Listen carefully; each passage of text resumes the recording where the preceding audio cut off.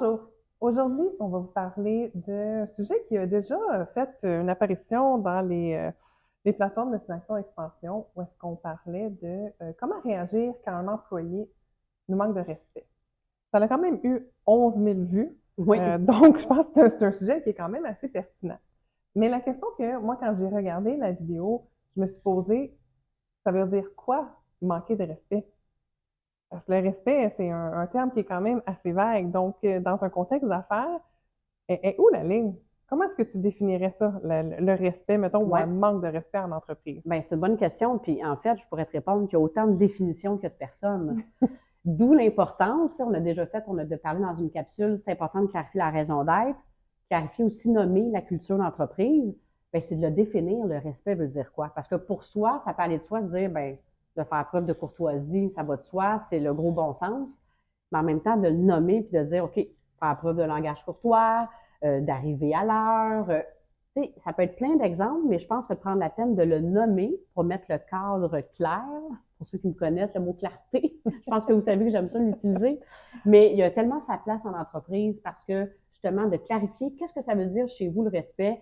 Ça peut être le clarifier de façon générale, ça peut être spécifique à une division ou un service de l'entreprise, que des comportements plus spécifiques à ce département-là, par exemple dans le département des ventes.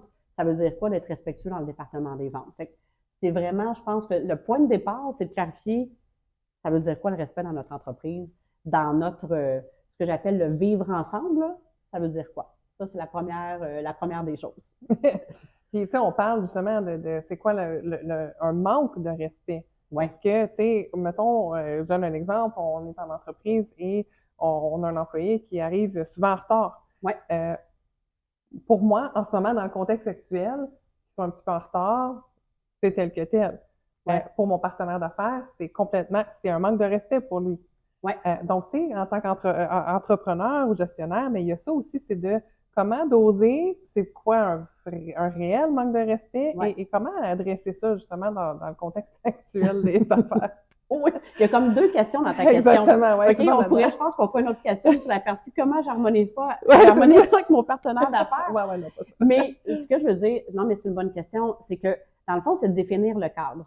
Puis là, quand il arrive, là, on a parlé de retard, mais ça peut être dans la façon on a posé une question, puis qu'on s'est fait revirer de bord, puis qu'on dit, aïe, c'est pas comme ça que je veux me faire parler, tout Ouais, ça. ouais. Fait qu'en tant que dirigeant, où je vais t'amener, tu dis, OK, là, je vis bien avec ça, mais première des choses, moi, est-ce que je suis un modèle de respect? Est-ce que je les fais vivre au quotidien ce que j'aimerais observer dans mon entreprise? Est-ce que je suis premièrement un modèle? Donc, quand on vit une situation avec un employé ou avec un collègue ou avec un collaborateur, tu sais, je le mets, mais dans n'importe quel contexte qu'on est Ouais. en relation, finalement, c'est de se poser la question en soi-même, là. J'ai-tu été moi-même ce modèle-là de respect? Si la réponse est oui, puis on se dit, ah, je me sens assez que j'ai été impeccable dans cette situation-là, merveilleux. C'est comme parfait, puis on n'a pas l'obligation d'être parfait non plus, tu sais. Mais c'est de dire, je pense qu'il n'y a rien à ajouter de ce côté-là. Si c'est le cas, après, c'est de s'asseoir avec la personne, bien sûr, puis de faire intervenir, puis de remettre en contexte c'est quoi le cadre, puis à quoi la personne a dit oui. C'est-à-dire, quand tu viens travailler dans l'entreprise, c'est à ça que tu dis oui, puis voici qu'est-ce qu'on a observé.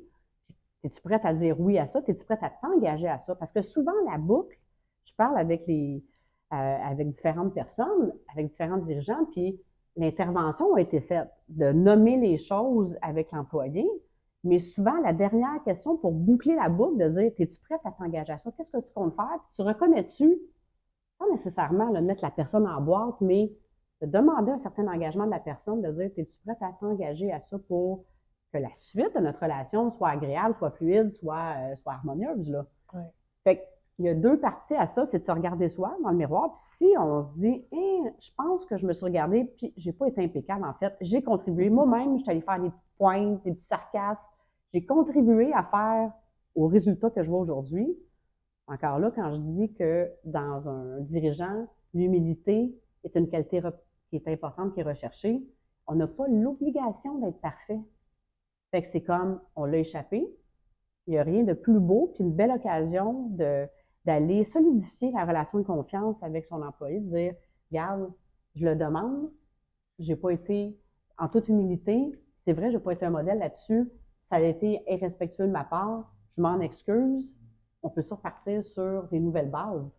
Et ça, Ça démontre aussi qu'on est un être humain, puis qu'on n'est pas qu'une machine, puis qu'on peut aussi. C'est pas une erreur, en fait. C'est comme, on a vécu l'expérience, c'est ça que ça a donné, puis on réaligne pour la suite, là. Exactement. Fait que c'est une belle opportunité, je trouve, de solidifier la confiance. Fait que, on se regarde soi, on regarde l'autre, puis on prend le temps de faire la paix avec ça aussi, puis on s'assoit avec l'autre personne, puis on met de la clarté dans tout ça pour que l'harmonie soit en fait de retour.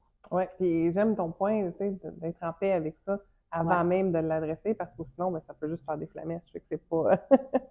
Exactement. Puis pour peut-être aller rapidement sur la deuxième partie, que je disais, on pourrait faire une capsule là-dessus.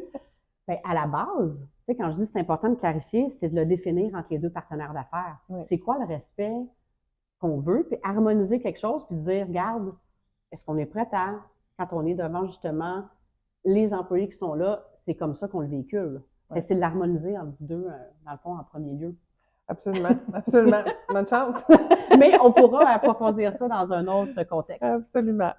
Donc, partagez-nous, n'hésitez pas à nous partager vos expériences, ou est-ce que vous considérez peut-être qu'un employé vous a manqué de respect, ou à l'inverse, qu'un patron vous a manqué de respect. On serait bien curieux d'échanger avec vous dans les commentaires de cette vidéo. Absolument. Alors, on vous dit à très bientôt. À bientôt!